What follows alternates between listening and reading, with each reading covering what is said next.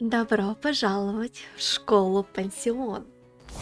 Как вы, наверное, заметили, картинка совершенно другая, новая, интересная. Здание нам уже знакомо. Это монастырь. Да, мы уже наконец-то отправили наших девочек в монастырь. Конечно же, нужно было для них найти какой-то женский монастырь или что-то такое, но а, скажу честно, мне было лень его строить. Сейчас я понимаю, что очень много бы я изменила, и вообще я бы украла монастырь с канала Аксинии. Я ссылочку на всякий случай оставлю в описании, про какой монастырь я говорю, мне он очень понравился. Но уже поздно. Я тут уже все понастроила, уже все настроила, уже все готово. У нас ночь, все животные спрятались и пока что спят. Вот такой вот у нас дворик. Вот тут, вот видите, девочкам предстоит куча работы в огороде. Да-да-да. И давайте я вам немножечко покажу. Не могу сказать, что это прям вау. Ну вот, например, здесь настоятель и послушник. То есть это комнаты глав этого монастыря. Далее, в монастыре проживают две семьи. Вот здесь комната женская, вот здесь комната мужская, и вот здесь, как видите, Майки Хас и детки. Вот так вот разделено. Давайте я про семьи расскажу, наверное, вот так. Их характеры мы еще будем изучать. Это, кстати, две семьи для монастыря от Аксиньи. И, наконец-то, я их могу применить. Немножко переделала, естественно. Первая – это семья Денсонов, Денсоны, ярые семьянины. Они мечтали о счастливой семье, и они ее создали. В друг друга влюблены до потери пульса. Якоб он мастер на все руки, а Криста, его жена, примерная домохозяйка. Что Аксинья писала про их среднего сына, получается – он лентяй и мечтатель. На него возлагали большие надежды, но, увы, он их не оправдал, поэтому отношения с родителями у него напряженные. Его сестра Клементина, послушница в монастыре, но она мечтает о принце на белом коне. Она не хочет оставаться в монастыре, но деваться, увы, некуда, потому как у этой семьи нет ни собственного дома, и приходится жить в монастыре по правилам монастыря. Ну и младший сын, он обожает своего отца, периодически ссорится со всеми, такой вот некий сложный ребенок, но тем не менее, думаю, в монастыре его перевоспитают. Это вот первая семья, очень прикольные. Я напомню, что по правилам челленджа, ну типа челленджа, это уже давно не челлендж, божечки, ну почему? Я хотела играть челлендж. Мы можем их вывести, если они там прокачают определенные навыки. И поэтому, если к окончанию челленджа так получится, что они их прокачают и смогут выйти из монастыря, то я их выведу и поселю как крестьян. Если же нет, то они уже и в королевстве тоже будут послушниками в монастыре. И вторая семья, скажу честно, мне она нравится намного больше из-за милашечной девочки. Мать семейства Фиона, такая вот хохотушка, веселушка.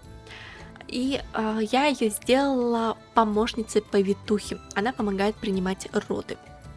Эдгар, ее муж, он, скорее всего, хочет остаться в монастыре и останется.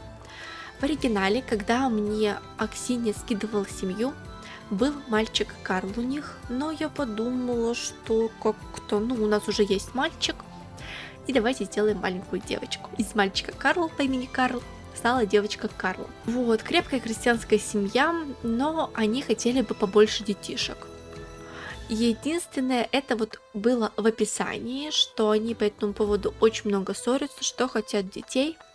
Но когда я зашла в игру, у Фионы появился мудлет, что ее задолбала беременность.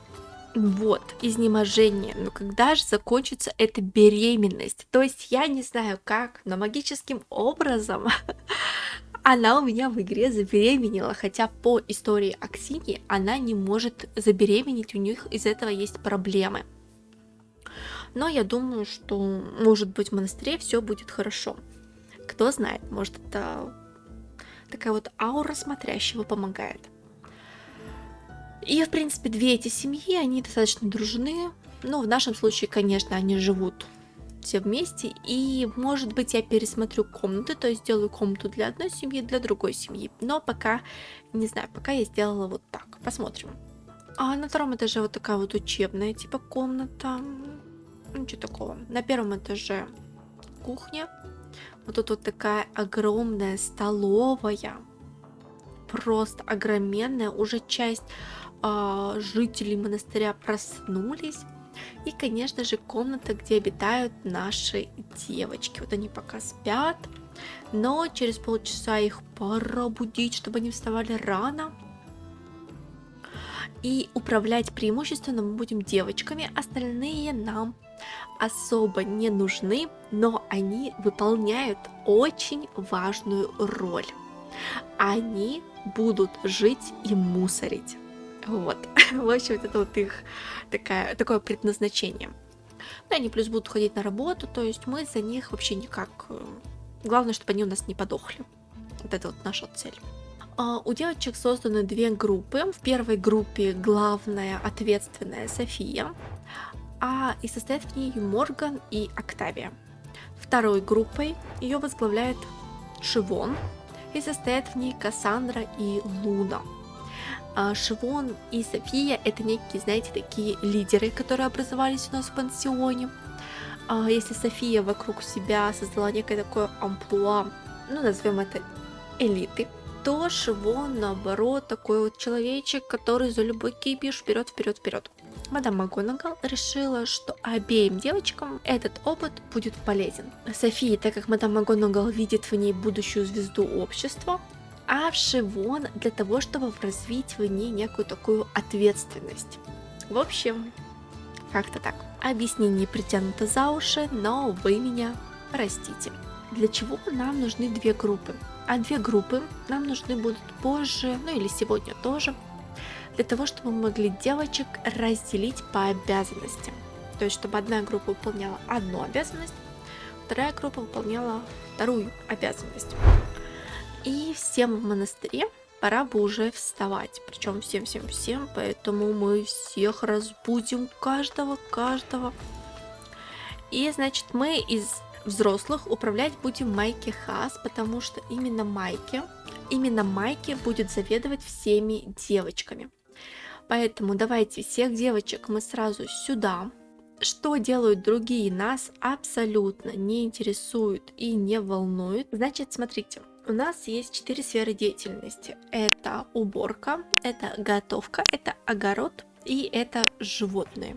Значит, огородом, у нас очень много огородов, поэтому все будут этим заниматься. С животными тоже потихонечку все будут заниматься.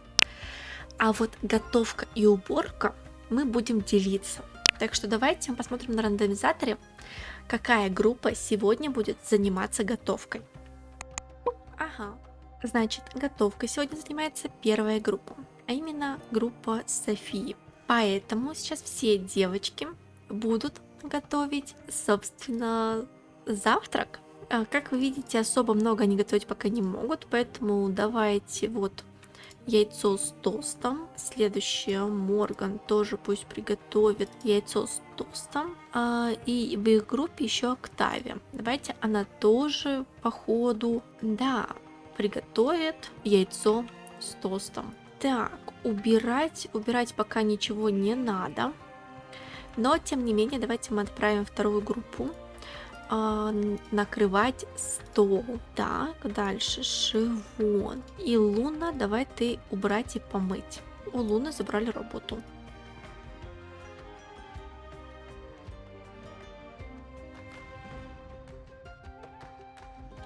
Все, отправляем всех кушать. Походу, только Морган приспособилась.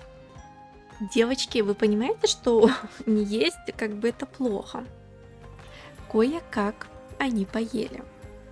Так, значит, вторая группа сейчас будет убирать, а третья группа отправляется сюда сажать растения. соберем все кучи белья. Этим займется Кассандра. Все девочки у нас при делах. София тут. Кассандра пошла собирать кучи. Морган сажает растения. В общем, работы, конечно. Что ты хочешь сделать? Вязать. София, ты работаешь в огороде. Так, София, молодец. Так. Все, девочки, вы просто сейчас целый день будете сажать растения. Ну, Джошуа не обладает достаточным уровнем навыка интеллекта, чтобы совершать данное действие. Представляете? Офигеть! Джошуа ничего не может сделать. Вообще бесполезный. Так, что ж, тут кто-то уже отправляется на работу, кто-то общается. А мы проверяем, чтобы наши девочки не отлынивали от работы. Ой, конечно, они тут сейчас все хаотично так посадят. Но ничего, я потом буду разбираться. Мне важно, чтобы они, знаете, работали. Это же, считайте, потом кучу всего поливать. Потом мы еще раз девочек отправим готовить и накладывать стол. А потом мы еще, знаете, можем просто нажимать, чтобы они мыли все. Так, а ну-ка, Октавия, ты свою работу не... Ой, Октавия, Кассандра. Положить в корзину для белья. Блин, капец, как это круто смотрится. У нас уже что-то растет. Хлопок. Так, уровень... Точно. Ой, господи. Так, у нас за уборку ответственна вторая группа. Давайте мы вторую группу отправим.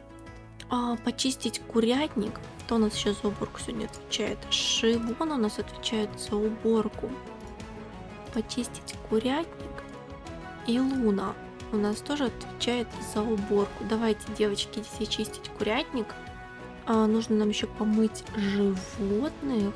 Давайте мы тогда рассыпать корм. Девочки, которые отвечают за еду, пойдут собирать яйца. Идем мыть животных. София собрала яйца. Молодец. Морган у себя в курятнике собрала. И Октавия вроде как тоже собрала. Прекрасно.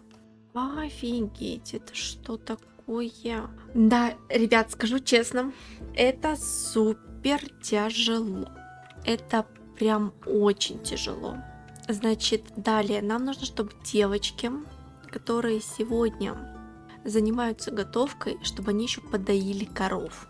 Поэтому давайте мы сделаем вот так и доить. А всех овечек мы сейчас помоем. Значит, помыть и тебя помыть. И давай тебя тоже помыть.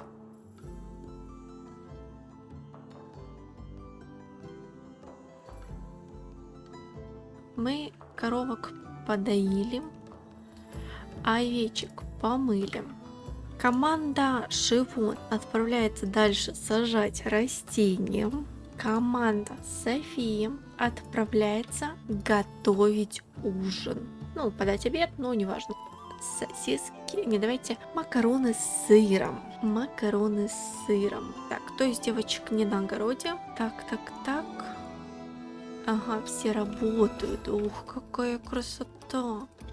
Ой, кстати, вот очень важный момент. Нам ребеночка кормить.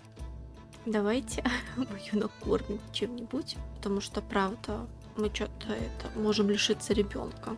Также она у нас беременная и уставшая. Но ведь мы ими не управляем. Никем. Абсолютно никем. Возвращаемся к готовке. Так, значит, ты убрать и помыть. И Шивон накрыть на стол, повседневная обстановка. Так, а Луна положить в корзину для белья. София тоже приготовила еду. И давай, Морган, тоже доготовь. Ну что ж, девочки, давайте. Ну, девочки, кушайте, что ли. Знаете, они все такие вот, смотрите, уставшие, у них потребности прямо у всех на нуле. Досуга никакого. Я думаю, что на первый день мы им закончим испытания. Думаю, что еще будут мучения для наших девочек. Как же без них? Теперь я думаю, что мы все идем вот сюда. Вообще очень странно, что персонажи не едят. Давайте вот тут, вот, видите, мы повышаем им немножечко гигиену. И жалко, нельзя устроить бои подушками или что-то в таком роде. Знаете, и это я еще не устраивала им занятия вышиванием, тут вот если медитацией. Но еще, конечно, меня немножечко расстраивает, что они тут это не кушают то, что я готовлю. Девочки так стараются готовить, а их еду никто не кушает. Это как бы плохо. Я надеялась, что они будут кушать. У девочек будет куча грязных тарелок. Как бы вот эти вот растения мне совершенно не нравятся. Подсолнухи, да? Это вот подсолнухи так растут по-тупому. Надо будет их поубирать. Вот классно растет сахарный тростник. Ну, короче, я еще посмотрю, как они тут будут расти, потом красиво наведу порядочек. И у нас еще вот тут огород. Ой-ой-ой, сколько тут всего, как тут нужно за всем этим поухаживать. И у нас еще вот это нужно засеять. О, господи, как много всего. Работы в монастыре выше крыши. Пишите в комментариях ваши советы мне, ваши пожелания. Может, вы знаете, как мне упростить жизнь? А может быть, вы знаете, как усложнить жизнь девочкам и мне? В общем, пишите любые комментарии, ставьте лайки, дизлайки. А всем до скорой встречи и пока-пока.